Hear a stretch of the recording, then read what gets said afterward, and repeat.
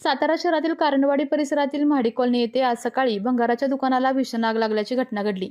आगीचे नेमके कारण अद्याप स्पष्ट झालेले नसून काही क्षणातच आगीने रौद्ररूप धारण केल्याने परिसरात एकच खळबळ उडाली। आग लागल्याची माहिती मिळताच सातारा नगरपालिकेचे अग्निशामक दल घटनास्थळी दाखल झाले। आग विझवण्यासाठी शर्थीचे प्रयत्न सुरू होते, मात्र भंगार साहित्य मोठ्या प्रमाणात असल्याने आगीवर नियंत्रण मिळवताना अडचणी येत होत्या। दरम्यान परिसरात दाट नागरी वस्ती असल्यामुळे स्थानिक नागरिकांमध्ये भीतीचे वातावरण निर्माण झाले होते।